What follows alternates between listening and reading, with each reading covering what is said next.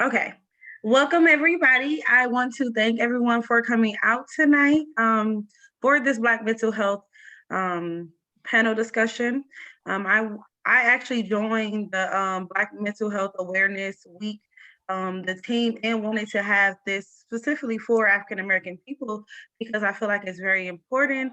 Mental health is very important, and a lot of students and just adults in general and kids don't really understand what mental health is, like the myths and stereotypes. There's so much behind it, and so many layers. So I wanted to make sure that we had an event that's catered to African American students because it's really big in our community and we don't talk about it.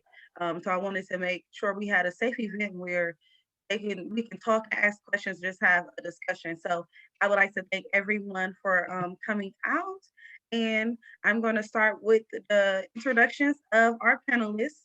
And then as I introduce you, I'm going to ask you a question. So once I finish introducing you, I will ask you a question and then you can answer it and we'll go to the next person. All right, you guys ready? Yes. Yep. I have a lot of energy right now. Okay. So one of the first people on our panel is Dr. Jamie Perryman, which is one of my favorite people. I'm gonna say that about everybody, just to let you know. um, but ever since I've met her, she is truly just a joy to be around. She is just so funny and have a lot of wisdom, very intelligent. So when I first met her, we clicked automatically. But let me give you a short because she didn't have a full life. So I'm gonna give you a short snippet of Jamie. So she is the founder and CEO of the Perryman Collective, which is a wellness coaching firm, which I actually was able to be a part of the accountability week that she had, which was amazing. She had she did a Zoom where she was talking about the mindset, and that was really good. She have worked summer everywhere. Um, in medical schools and nonprofit arenas.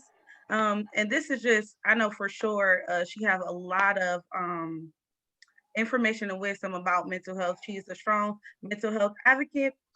So Jamie, I know I did like a real short. If you wanted to add anything, you can. And also, I wanted to ask, what made you want to join or say yes to join in this panel? So thank you, Briana, for the lovely introduction. I'll send your money to your Cash App after this. So I am Dr. Jamie Perryman. I am a neuroscientist and a public health professional. My area of research was looking at the impact of stress on sleep, and so I've always really had an interest in how our mental health impacts our sleep cycles and our um, health outcomes. But what really got me interested in the mental health advocate space is that I have suffered from major depression, generalized anxiety disorder, and I never felt comfortable sharing it. I didn't feel comfortable seeking help. I grew up in a very religious family, and mental health just wasn't talked about. You just talked about maybe, you pray, but you don't necessarily seek professional help. And so for me, becoming a mental health advocate is, I believe, you use your support systems and your faith circles, but you also get professional help and medication if necessary. So I'm very open about my own mental health struggles, because I think that as Black people, the more we destigmatize it, the more of us can get help, and the more of us can get out of that space of suffering and into a life of abundance.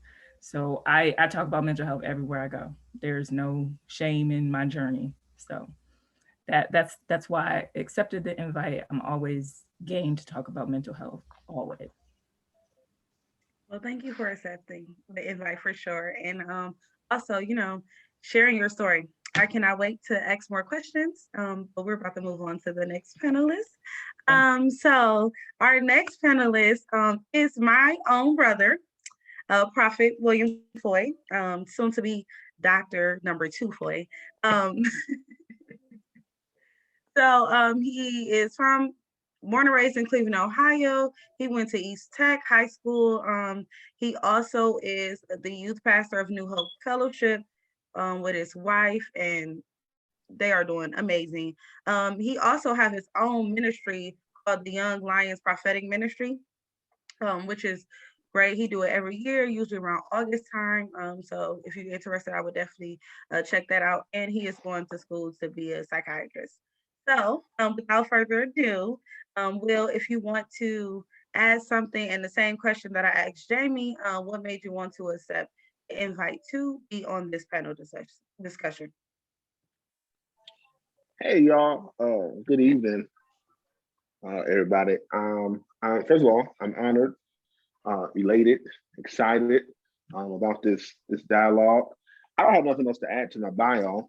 You said everything I told you to say. Thank you so much, except for I'm Dr. Foy number 1. But anyway, what made me accept this invitation is because one thing is I believe that we need to defy the stigma of mental health in the African American community.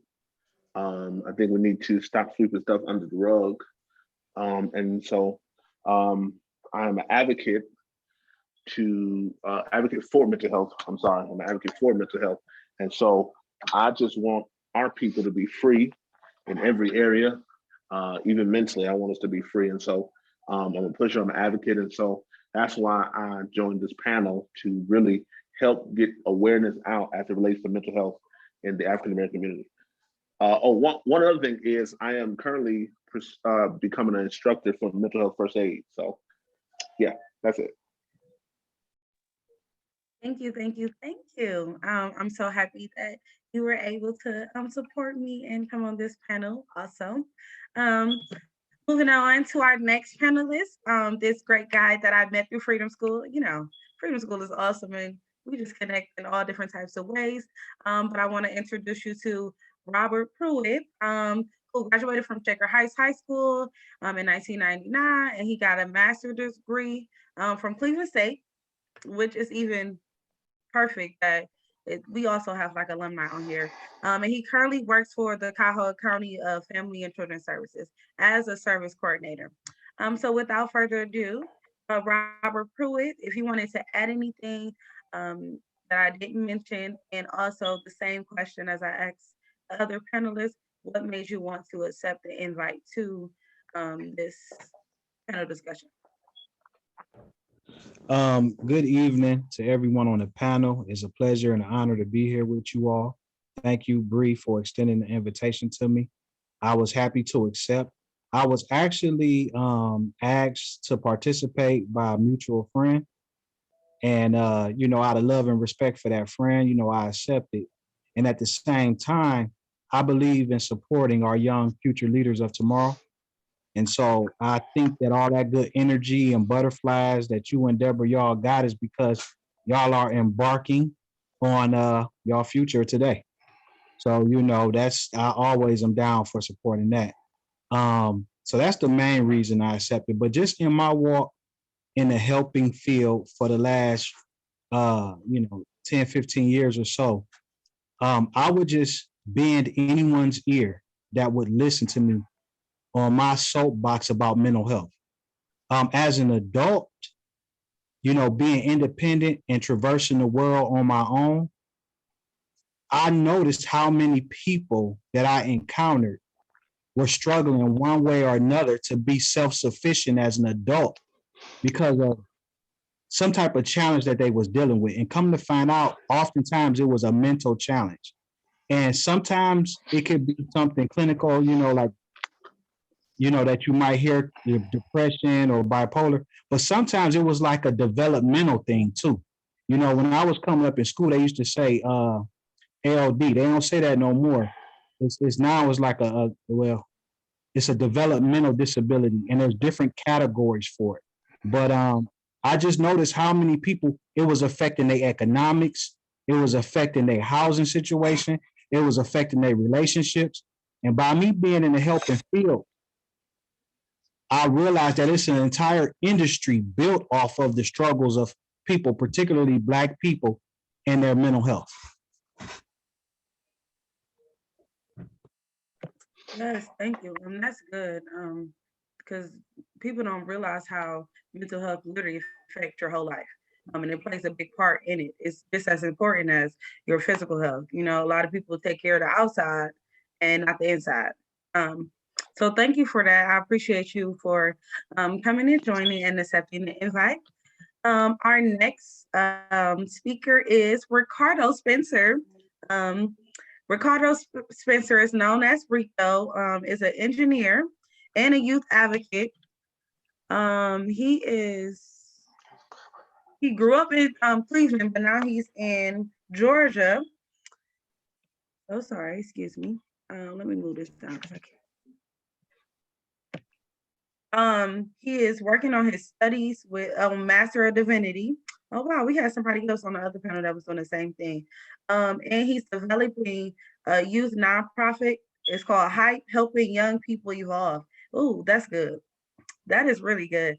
And he also is a father of four, 3 boys and 1 girl.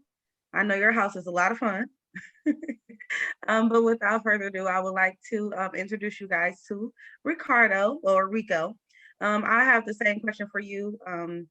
Why did you accept the invite for this discussion panel? Well, first, thank you for me. I most definitely love all things mental health, especially in the African American community, where the stigma is always swept under the rug. I was asked by a good friend of mine who we worked together, Tierra, Kali, Brittany. She asked me about it because I guess I talk about it the most. I am one of those people that live with a mental health issue. And I don't like to say mental illness. I say mental health condition or mental health issue, being that I have OCD. So a lot of stuff I do comes repetitive. So if I do repeat myself, just forgive me. It just happens automatically. And being a person who is a huge advocate for mental health, especially in the African American community, as I stated, I already just repeated myself. I took the invitation as a way to give back, especially to my alma mater, CSU, but to give back and speak on something that I deal with daily, coming and being a father. So this is something I always wanted to do, and I thank you for providing the opportunity. Yes, I thank you for coming out and already sharing a snippet of your story. That's wonderful. And it's so funny because I keep talking about Freedom School, but it's all connected because I met Brittany through Freedom School and I actually got asked her and she was like, maybe not me, but I got somebody for you. So I thank her for introducing you to me and you accepting the invite to come on this panel. We have a few more. So, okay, sorry, I had to double check something. So the next person, which I didn't realize I knew until later, is Lanice Hurd, and she is a wonderful person. I had met her years ago when I was 11 or 12, really young. And she, Lanice Hurd, earned her BA in East Asian Studies from John Curl University. She is the owner of Luna Rose Beast Theme, which is a womb wellness company. So ladies, that's going to be watching this, and ladies that's on here, you know, if you need some wellness in your room, hit her up. She got 20 years of educational experience working with children, young adults, and peers with various mental health struggles. And she uses those experiences to aid in navigating her professional and personal relationship with loss, grief, adversity, and trauma. So, Lenny's heard if you wanted to add anything. Thank you for joining us. And also the same thing, why did you decide to accept the invite for this panel discussion? Yes, absolutely. Thank you for having me. And it was so funny. I'm like, Freedom School people are on here. Like, that's how I met Briana. It's such an amazing organization. But the reason why I decided to accept the invitation is because mental health is something that I've been touched by personally, and also members of my family. And I just feel like it is very important for us as a community to have a conversation, because it is something that it's either not talked about or that we're taught doesn't happen to us, right? We're taught that mental health issues don't happen to, Black and brown people. We're strong people. And for some reason, it's seen as a weakness. And I think because it's treated like that, we suffer a great deal, and it kind of spills into all different areas of life. So I'm just honored to be here. I just wanted to have this conversation and, talk to people and let them know it's more common than you think, and you're not alone, and you can share those experiences, because after that comes healing. So I'm all about healing. I'm super excited about this conversation. So thank you.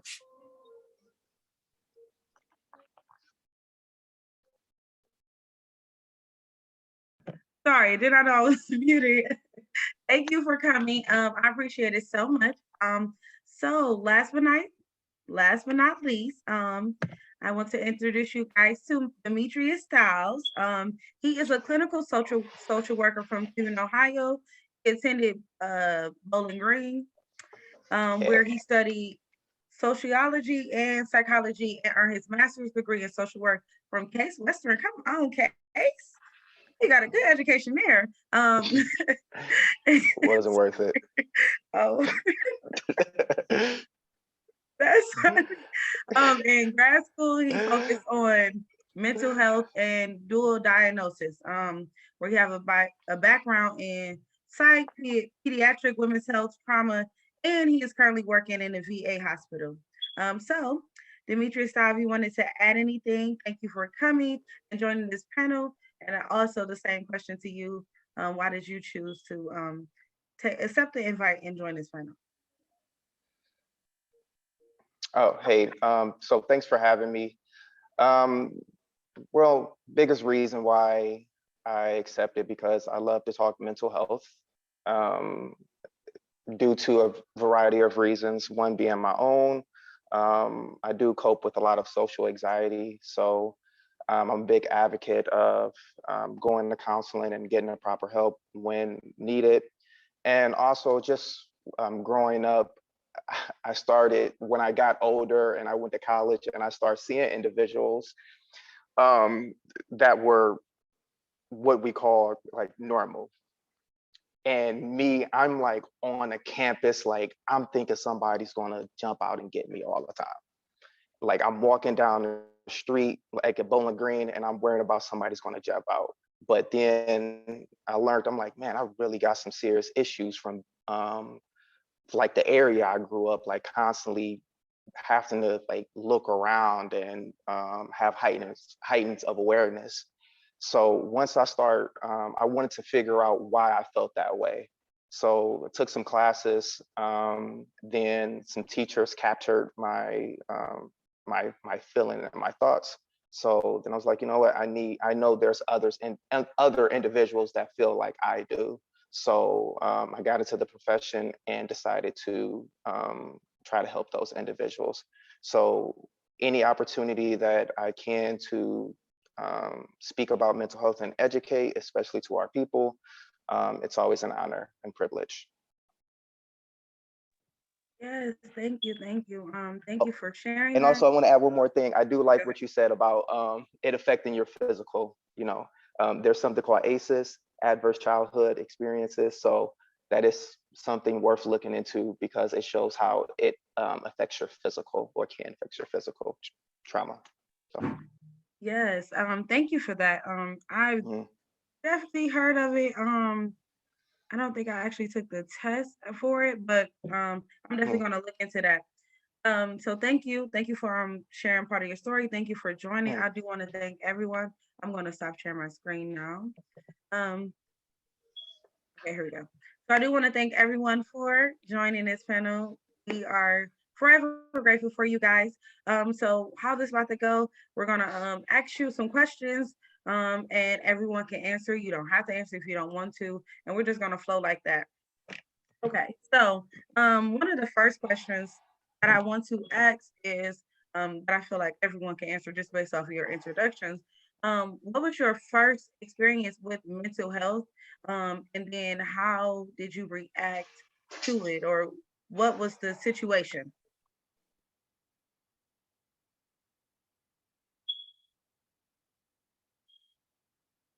Anybody can answer the question.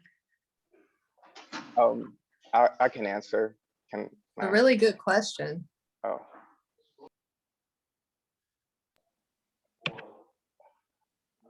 Go ahead, you can answer the question. me? Yeah. Okay. Um, I want to say one of my big things that my first experience was really when it came to grief. Definitely when I was about 17, I lost my mom, and my my thought of going about it was to just be normal. I went to school the next day. I never told a teacher. I totally just went to school like it was normal. And eventually it hit me roughly when I was about 20 or so. Then that was my first time going into counseling. And someone said, well, you were holding things in. But in my mind, due to how typically we're raised, it's, be strong for your family, hold it in, don't express those type of feelings and don't show that weakness, and etc. So going through that, and something, it showed that even I was, it was either possible for me to snap. So it was a very tough life lesson to experience, that it's okay to talk, and then I had to get out of my own head and understand that it's okay to do so. Wow, that's good. Thank you for sharing that. That is really important. Just the key points that you're talking about, when you do deal with grief or whatever traumatic experience that you have, a lot of people, especially in the Black community, just like, okay, I gotta keep working, I gotta keep moving.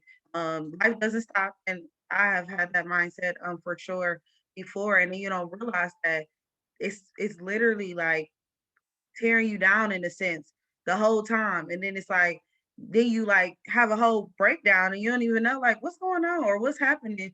But it's because we hold things in. So thank you for sharing that. Did anyone else want to add to that or speak on the question? I'll talk a little bit. Um, my first encounter with mental health was in the ninth grade.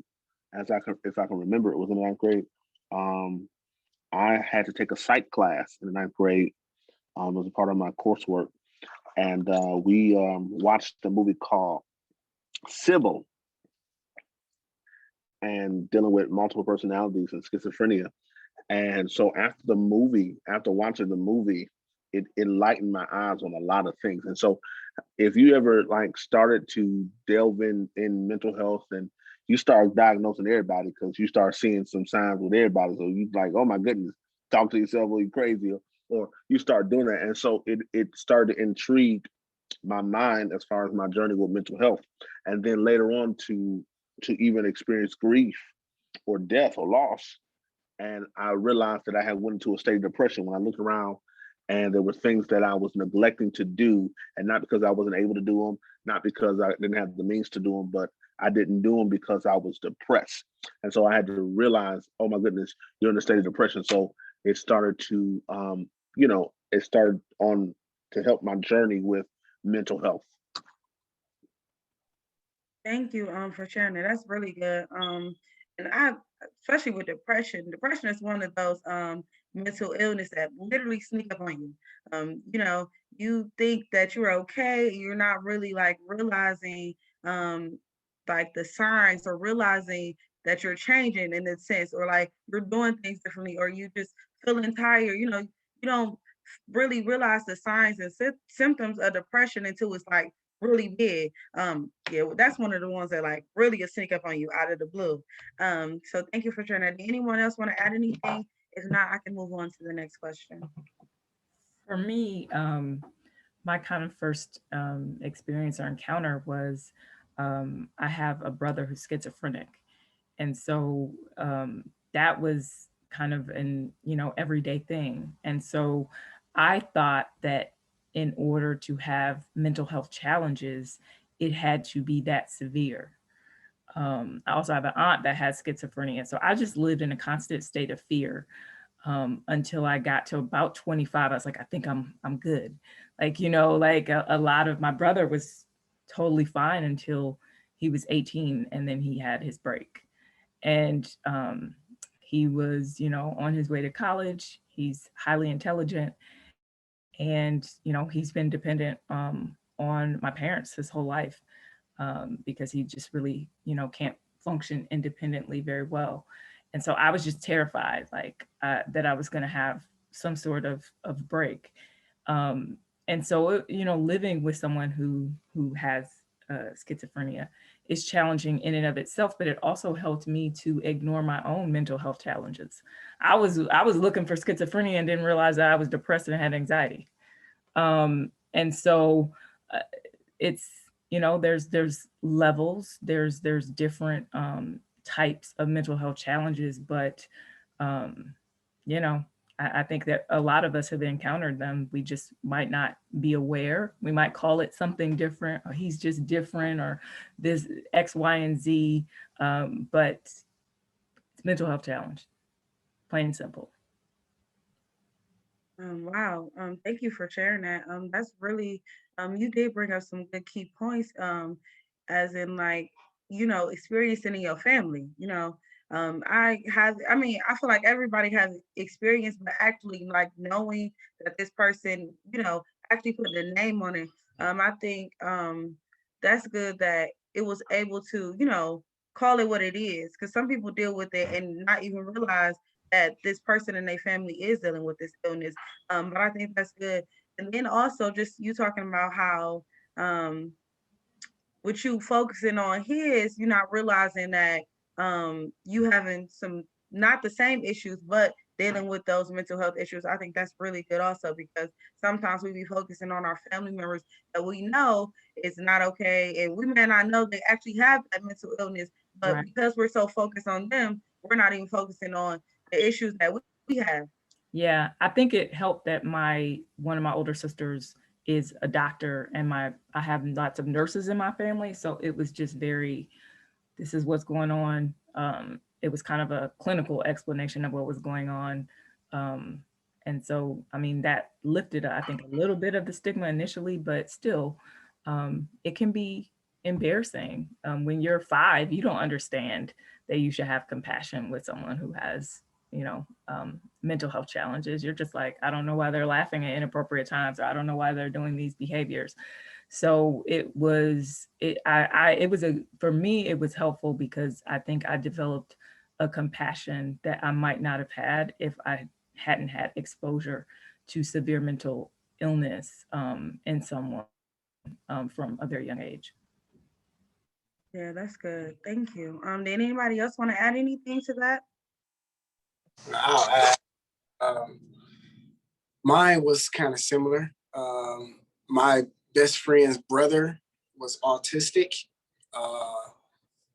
And growing up with him and me having OCD, now, I didn't discover I had OCD until I was well into junior high. Most of us thought OCD was just, it's just something Black folks mean when you want something being neat or in order. I didn't realize most of the stuff being in order affected me to an extent where I will have an anxiety attack if it's not in order, or if I don't lock the door 4 or 5 times. I just thought repeating myself, it's just probably because I forgot what I just said, so I was repeating it again. And I would do it often, that I just ignored it. My best friend's brother being autistic, he was probably about 2 or 3 years younger than we were. his autism really didn't, I won't say it affected him in a sense of him, going through day to day. It took him longer to understand something. And with me being a person that repeats everything, I just feel that I was okay with just showing him like, oh, it don't bother me. Not realizing like this is something he deal with every day. And my repetitiveness helped him out. Is actually one of the reasons he hung around us a lot. He's still an annoying little brother, but he hung around us a lot because I was the person that would repeat something often for him. So about the same time I discovered that I had OCD or that I was being repetitive was a time that I was being introduced to him that he had autism. And I didn't know what autism was. They just told us, oh, he was in a slow class or whatever that meant. I'm like, well, he looked like a normal kid to us. Like, I don't understand. Like, he's not handicapped, not knowing that he had a learning disability because he learned slower than the rest of us. And it wasn't until I was probably about 2 years after meeting him that I was diagnosed with obsessive compulsive disorder because of it, because of a issue I was having at school, not being able to sharpen my pencil. And I remember that like the back of my hand because I tried to sharpen my pencil a few times and the teacher got upset because I keep getting up and I didn't know why. I didn't know why the teacher would be upset that I'm trying to sharpen my pencil. And so I had to go see a specialist and was diagnosed with it. And it went untreated for years because as Black folks do, it was always, oh, you just like stuff neat. I mean, ain't nothing really wrong with you. The teacher was just upset. You should have followed directions. It was always somebody else's fault and not dealing with the issue until I was in high school. And I needed to take the issue on myself because I started to look at colleges. I mean, I was a straight A honor student, played basketball, like that. It didn't affect my daily life until I got home. Well, a lot of the things that I needed to do that I couldn't do throughout the day would kind of bombard me at one time. As soon as I walk in the door, I need to make sure this is done, this is done, this is done. And I will be behind on homework. So now I'll stand up later to get homework done, all because of the daily issues of repeating myself or repeating tasks that I've already done before. That's when we decided that something is really wrong and I need to get it checked out. And that was my first time experiencing and actually being exposed to a mental condition. Wow, that is amazing. Thank you for sharing your story. And I'm really amazed at how the two different mental health illness actually kind of was like helping each other. Like, I don't know, I'm just fascinated right now. That's really amazing. I really appreciate you sharing that.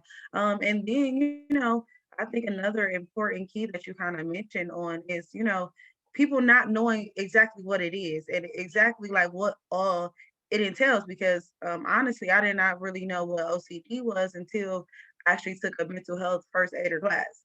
And that it kind of, I knew some of the stuff, but I didn't know like everything until I took the class.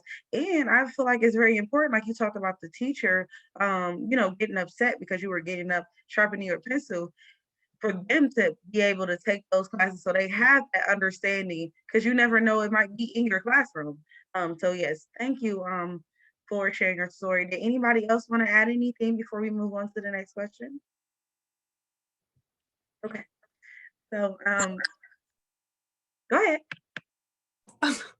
I was gonna share. I think, well, for me, my first introduction to mental health was by way of childhood trauma.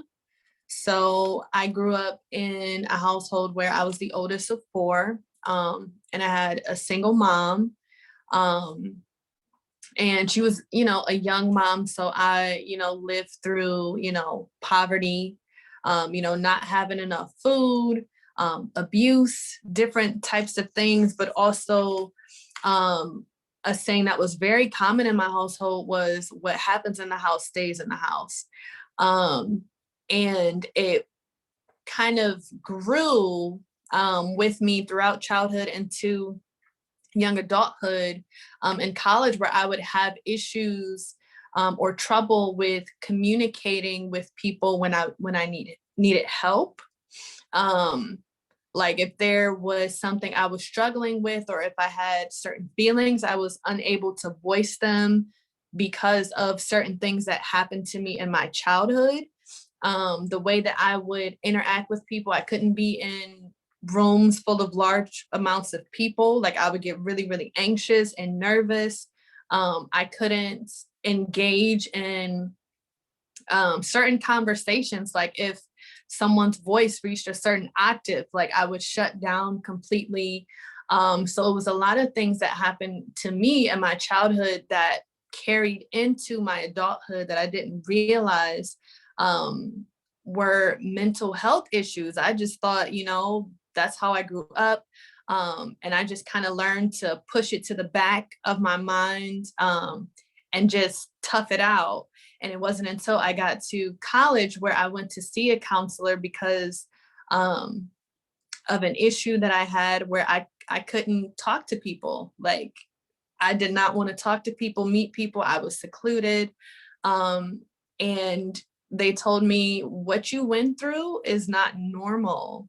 And it was hearing that and having it come back to me where I was like, oh my gosh, like something is wrong. Like it wasn't okay. So that was a big thing for me. And it kind of helped me after that conversation going into adulthood. So that was my first experience. Thank you for sharing that. And it's so funny. It's something about the Lanises because I was on a different call this morning with another Lanise, and every time she talked, her answer went into my next question. So that's funny. But and that's really important, talking about, which I'm not gonna talk about that because I want to ask that question. But I think that's really important is how the childhood trauma affects literally how you live your life today. Pretty much everything, good and bad, affects how you live now and the things that you do. So thank you for sharing that. My next question that I have is, what is a myth or stigma related to mental health that you have heard growing up? So I know Lanice has said one, what happens in this house stays in the house, which I'm pretty much everybody has heard on this call. But if anybody else wants to chime in and say other ones. Oh, listen, I've heard a lot of myths because I do a twofold. So, of course, I understand the education of mental health, but also I'm a youth pastor. So everything in the church is a spirit, and so somebody dealing with schizophrenia, that's a spirit, and somebody dealing with ADHD is a spirit. And like for example, I was telling people that I have ADHD. I can't control, like even now I'm sitting here, I was fidgeting with everything, trying to keep myself together because it's just me. And so I was telling people, I got ADHD. It's, oh, that's a spirit. So everything I've heard, every myth I've heard in church was everything's a spirit. It's a spirit. You need to pray it out. It's a spirit. So that's one of the myths I heard. I wanted to back up that pray it away. Yeah, everything being a spirit. I'm like, look, I know the Lord, but I'm still depressed. So I'm gonna go ahead and get this counseling and get this medication, and you could keep talking about the spirit. So yeah, I've heard that. And growing up, I was a child of a Southern Baptist minister. So it was very much, that one was reinforced. And what happens in the house stays in the house. I got in trouble for talking to a school counselor, telling her that I was anxious. And it was like, wow, like you really have to keep it in the house. Why are you telling the business? Like, I'm nervous. What's happening? So I think that there's so much that we internalize messaging that we might not even be aware of it until we get free ourselves and say, oh my goodness, wow, I believe that. I heard this, I heard that. And And I believe that that was true. Another myth that I've heard is you can tough it out. I don't think that the mental health challenges are something that you get if you are weak. And so I think that we need to kind of dissect that whole argument of if you're a strong Black woman or strong Black man, then you don't struggle with mental health. Mental health is health. Nobody judges someone for getting cancer. Nobody judges someone for getting type 1 diabetes, but all of a sudden, if you admit to a mental health challenge, it's your personal responsibility or your shortcoming. And so I think we just need to treat mental health like health. I like to add. I want to jump in there too and speak about that. And I just want to kind of piggyback on the good doctor there. I think there's this myth or this stigma out there that when people always say, well, that kid just a bad kid, or they just being bad, or they just acting bad, they acting up. And then I think sometimes that get perpetuated in the media as well when that kid becomes an adult, especially in the Black community where they view our kids as adults before they actually are kids. And they say that person is unpredictable or uncontrollable or unmanageable. And therefore they start trying to incarcerate and manage people institutionally. The myth I learned about that is I attended a meeting last year where they were assessing the dynamics of youth sent to ODYS, which is the Ohio Division of Youth Services, which is basically like kiddie jail. And they were assessing the dynamics, the background, and the makeup of these youth. And of course, I shouldn't say, of course, that's being cynical, but the majority of the youth sent to ODYS are Black kids, period, predominantly. And when they looked at the makeup of those kids, there was a mental health presence there. However, what I learned was that there is organic biological mental health, and then there is environmental mental health. And a lot of the kids that were assessed showed environmental mental health effects, not that they were just naturally born bad or naturally out of control or unmanageable.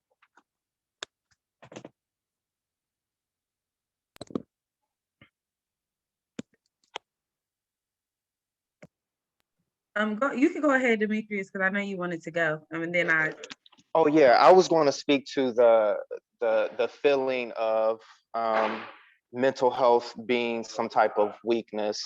You know, as I was trying to prepare for this, it was an interesting stat that I came across, that statistic, that it's still 60% of Black households do believe that it is some type of weakness that we can just overcome. And in regards to the praying away, we've all heard that in our households, but I think what's not being talked about enough is the fact that you can incorporate spirituality in the mental health practice. When I work with individuals, when I have worked with individuals, I speak to how you are a whole of the individual. So the spirituality and the mental and the physical all make one person. So that, I think sometimes when we are like hearing that, or when it is being discussed, we act as if, or we are taught that they're just two separate things that can never come together. And lastly, I wanted to speak to the environmental piece, because I thought that was very important. It is an environmental, like PTSD can be an environmental, and bipolar can be more of that brain chemistry imbalance that you have. So I think a lot of our Black youth do have the environmental piece, the wanting to, basically having heightened awareness, no matter where they're at, whether you're in Beechwood, whether you're on Kinsman, you're going to act the same way because that's what you know, that's what you're going to resort to. If something goes bad in school, what you're going to do, you're going to fight, because that's what you're doing in your environment. When something goes bad in your neighborhood, you know, you do what you have to do. So trying to basically teach youth or help youth with channeling that energy is something that I hope that we all can do, because teaching continue to perpetuate the tough it out, the fight out your issues, the suck it up or whatnot. We're creating a cycle for ODYS to get our youth. So that's all I want to say. I'm done. And if I can, Bree, really quick, just add on to what the brother Demetrius said. And what happens is those youth, Demetrius was very blessed in where he was able to get help and channel whatever he wanted to work on in a productive manner. Unfortunately, not all of our people are able to do that. A lot of youth end up trying to self-medicate. And that was another part of what I learned, is that they turn to marijuana or alcohol. In the Black community, I'm not saying there's not a presence, but it's a lower percentage of Black youth that are participating in prescription drugs, heroin, fentanyl, cocaine, things of that. It's a lower percentage. Not that it don't exist, it's just lower than in white communities. But our kids turn towards marijuana at the time, or still, you know, that K2, that synthetic weed and alcohol, trying to self-medicate in an unhealthy way. So good, y'all. Like, I'm so happy right now. This is some great information, and y'all touching on a lot of good stuff, especially the mental health in the kids and how they perceive as bad kids. Ooh, I am so big on that, because this is so good, y'all. I'm just so happy right now. This is a lot of good information that everybody touched on.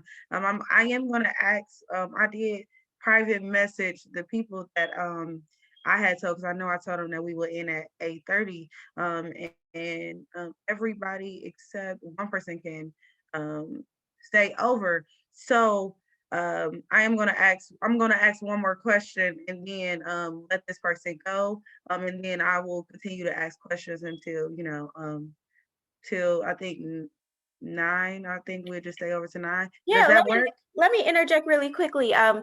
I just want to be mindful of you guys' time. So yeah, we probably wouldn't go past 9, but like Briana said, anybody who needs to pop off, please do. I know you guys are spring chickens. I'm a little more seasoned. I need my sleep. So 9 o'clock, I may just fall over if I don't get off. So you guys could certainly, after this question, stay on if you like. We probably would just ask maybe 1 or 2 more questions after that, and see how long that takes. But we certainly don't want to keep you guys too long. Yes. So I just want to interject and just say thank you right now. Before this person get off, I really appreciate you guys coming. Y'all have so much wisdom. I am planning on actually reoccurring and doing something with mental health in general. At my school, I'm not for sure how I want to do it. Like if I'm going to do it like once a semester or once a month, but I will keep in touch with you guys, because this is amazing. I am like filled with joy right now. I love all y'all. I just want to let y'all know that. Thank you so much. Let me ask. I think I'm gonna like ask the question that I usually ask. Okay, let me ask this question. Yeah, I'm gonna ask the question that I usually ask last, and then because I do want to hear Ricardo's take on it, and then I'll just go back to the other questions. So this question, usually the last question, it says, how is mental health related to practicing self-care? How that is self-care. Most people think self-care just comes in a physical form, just making sure you got your hair cut, your hair did, your nails done, your feet done, nice massage. Yeah, that only helps physically. But are you taking care of yourself holistically? That comes in a form of making sure you're eating right. Also making sure that you are spiritually right. And if you do all those, are you mentally and emotionally sane? How I tell my kids, as well as myself, in order to be with someone, you have to be whole. And when I say whole, I'm not saying as in WHOLE. I'm talking about whole as in like holistically. I can't give myself to somebody if I'm missing a part of myself. And in order to get self-care, my mental health to be as best as it can be. I can't say, oh, well, I'm making sure my brain function is good, or I'm exercising, like I'm not dumbing it down, no dementia. Yeah, but am I emotionally attached now? Whereas I'm ignoring anything else that's not being taken care of, because if I'm not all the way together, I can't love somebody else if I don't love myself. My mental has to be taken care of, because yeah, depression gonna come up on us. We're African Americans. Like trials and tribulations will happen. I'm gonna go against something. I will deal with an anxiety one way or another. I will become anxious for something. But am I becoming too anxious where I can't control it? Am I becoming too depressed where I can't manage it? Am I too out there where I have to see a medical professional to pull me back? It's okay to see a physical therapist. As I say on my radio show, I say it before, I'm gonna say it again. It's okay to pray it away, but it's even better to pray it away and go see a therapist. You can see a therapist and see Jesus. Ain't nothing wrong with that. There's no problem at all. It's okay to be whole. If I'm gonna be whole and change my diet, I have to change my diet spiritually, physically, as well as mentally. Otherwise, I'm no good to nobody. Yes, that is good. That is really, really good. And I love that you talked about, if you're not fully whole, you can't be a healthy person for that person, whether that's a friend, relationship. That's really good. And I don't think people realize how important you have to be a healthy you in order to be in that situation, in order to, and what people don't understand is I had a friend who she started dating this guy that was depressed all the time. And she started dating him and she became depressed. So people don't realize how your mental illness can embark on other people and affect them too. That's really good. Thank you for that. Anybody else want to add anything to that?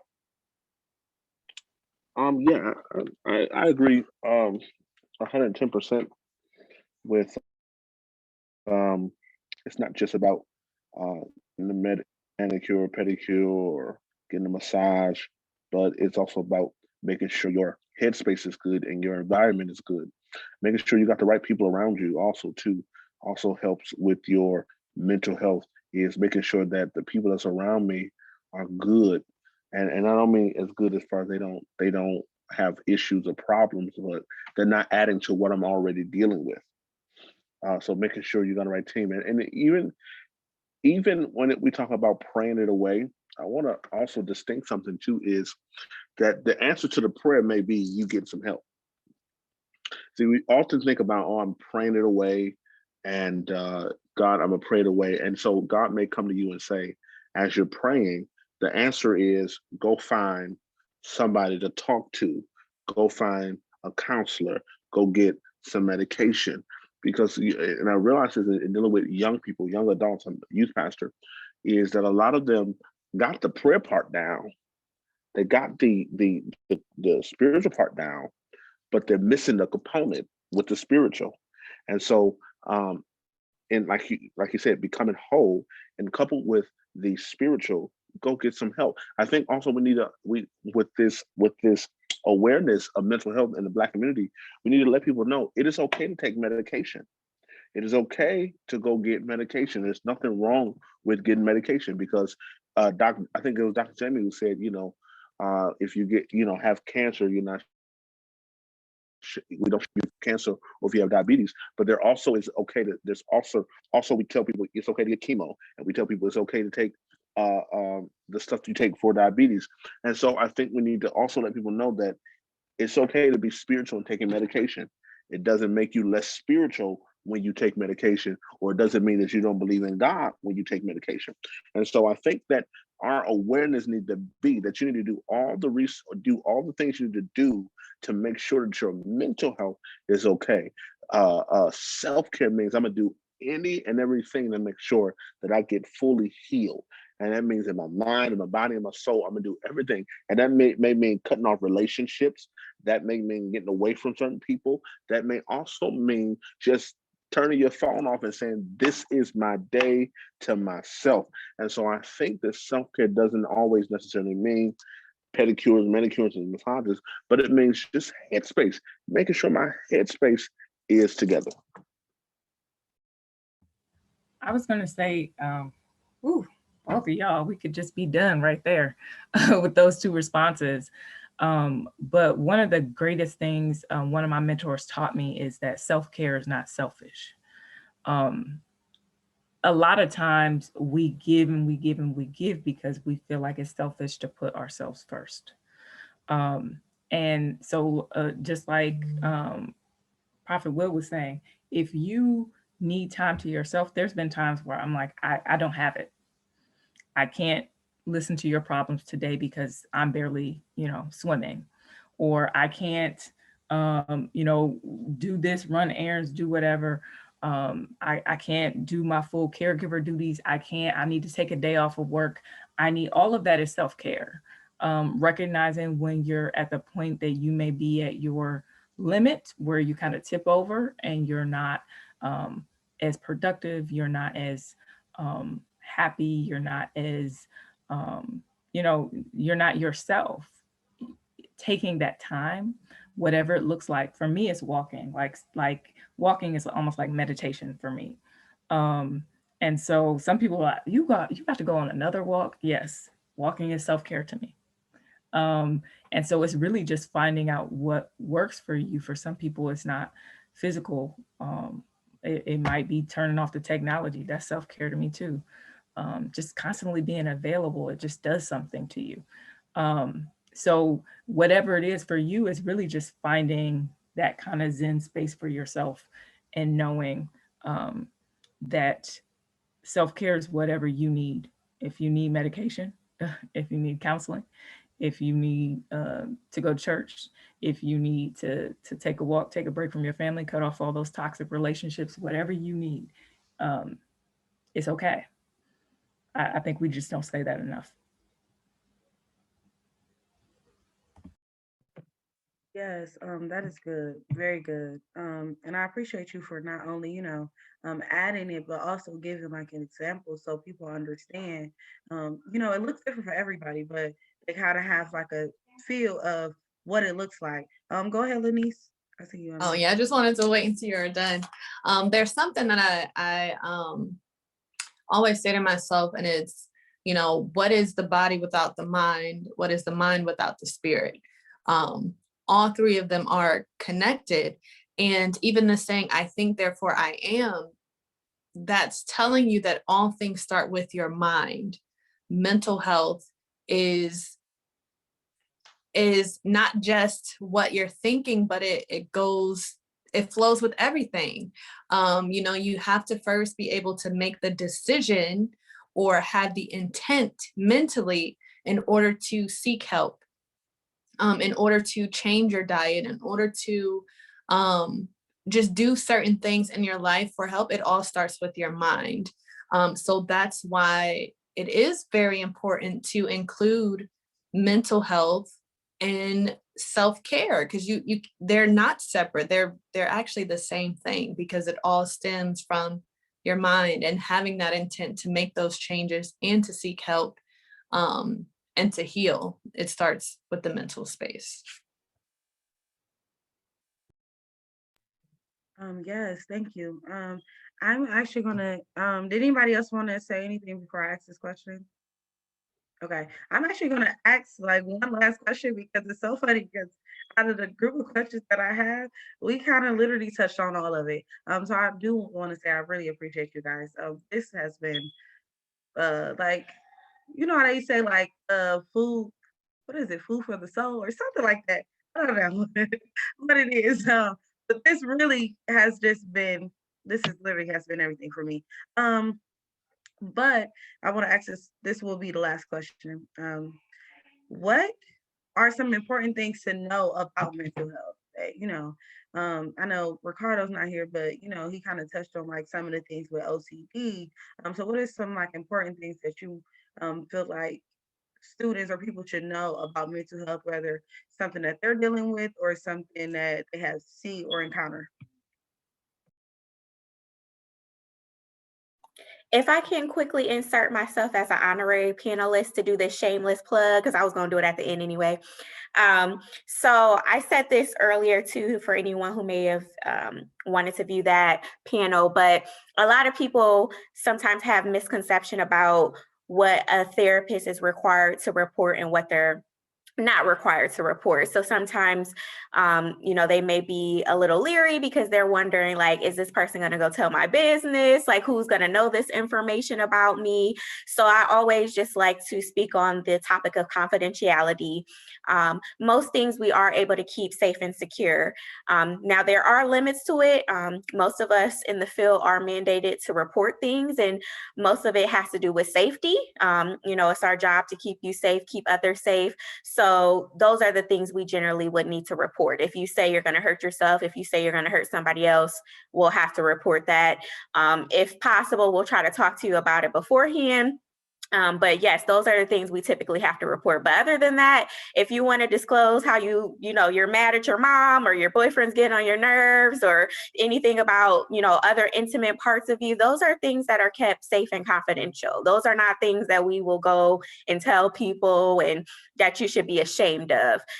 So I just like to put that out there. And I just want to let students know on this call that the counseling center is available for them if they need support. We have individual counseling, group counseling. We have case management. I'm actually one of the clinical case managers in the counseling center. So you all can feel free to reach out. The information is on CSU's website on how to find us. So you can certainly look that up because I just want to make sure you guys feel supported. So I'm going to take myself off. I'm sorry because I'm not really on the panel. I'm sorry. No, honey, you are totally fine, and that's important, definitely for the students to know, especially with this going to be playing back. And I would say for sure, definitely see somebody is very important. I was originally the type of person that I wasn't too big on it, but it for sure helps. And I will also say another thing that's important, when dealing with mental health, and trying to find a therapist or somebody to talk to, if one person don't work, find somebody else, because it just might not be the right person for you. That doesn't mean that it's not that doesn't mean that, oh, maybe you shouldn't do this or you shouldn't talk to nobody. If the one therapist doesn't work, try to find somebody, because it did, when I originally first started seeing and talked to somebody, the first person wasn't the right person. Yes, I can. My last question was, one second. Um, so sorry. I have ADHD. I'm sorry. So I was like, it's gone. The question is gone from my mind. Also, no, it's fine. The question was, what are some important things to know about mental health?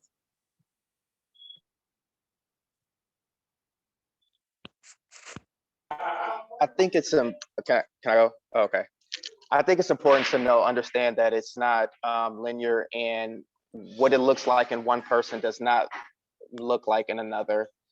Depression and anxiety do not look the same in different people. Also, when it comes to seeing a therapist, it's okay to basically give them an interview before you really indulge. You can ask them about cultural competency. You can ask them like, what are their specialties? What are they comfortable speaking about? How can they help you? That's what it's really about, kind of forming that relationship, and don't hesitate with those questions. And lastly, it's a process. You don't fully recover from it, and it can be something that you cope with for the rest of your life. But you learn how to manage it and overcome certain aspects of it. It does not go away even with medication. medication plus counseling usually equals better outcomes. So again, like we spoke about being whole. So it may be changing your diet, it may be, getting better relationships. When I used to do therapy, I used to get therapy and give therapy. And one of the consistent things that I had to do was make sure that my life was pretty much aligned also. So properly taking care of myself, having a steady regimen of what made me happy. So I can talk to people about their problems, and I can also talk about my problems to my therapist. So that's all I have. Wow, thank you. You definitely touched on something that I didn't really realize, because usually I just talk to the therapist and like, okay, this ain't working for me, let me try somebody else. But not, asking those questions. That's important to ask questions and kind of give them a little interview before really dodging in. Because I was just going in and be like, yeah, this ain't it. So thank you. That's really good. One more thing about the therapy thing. Black therapists do exist. However, I'll of course go for the Black therapist. However, do not, if they are a good therapist and they're able to work with you, the color may not matter. That's why it's important to ask the questions about cultural competency if they're not Black. Wow, I wanna say something real quick. I'll let whoever else want to go. That's really good, and I say that because this semester when I was seeing a counselor at my school, I had specifically asked for a Black person. I said, yeah, but they actually didn't have. They were doing some changes, so but the person that they put me with was perfect, like the perfect person. So I think that's really good. And at first, and I had told her up front, like, yeah, I'm not really for sure about you or this because what I was looking for. But I think that's very important too. If it's not a Black person, doesn't mean that you still can't get what you need out of it. That's really good. So if anybody else want to go ahead and go. Best therapists I've had were like older white ladies that didn't relate to me at all. So, but go Black therapists.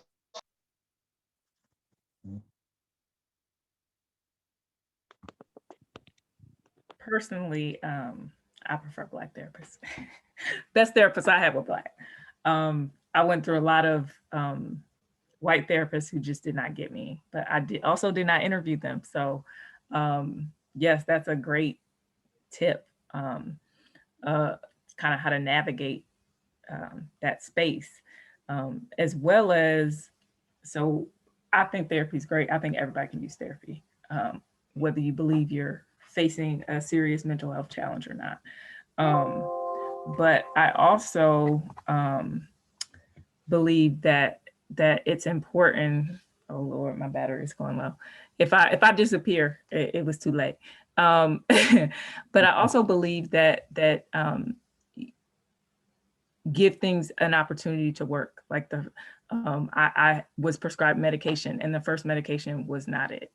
But I didn't say, oh, forget it, I'm never taking another medication in the world. Just the same thing with therapists. I had to shop around until I got one that worked.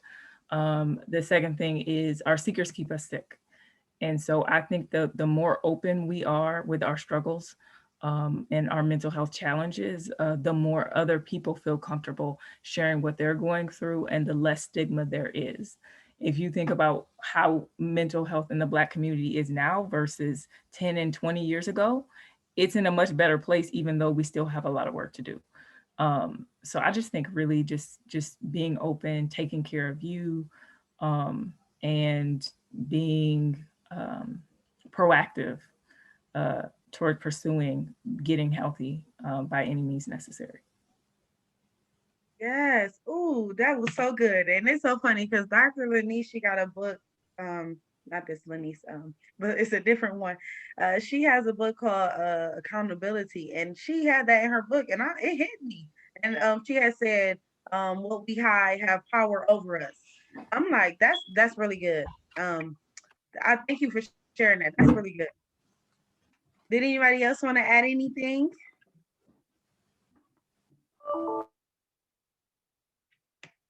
Okay. I want to thank everyone again for coming out. I appreciate you guys. This was so good. So good. I cannot wait till we share this recording for everybody to see, because this, oh my goodness, this blessed me for sure. So I want to personally thank each and every one of you guys.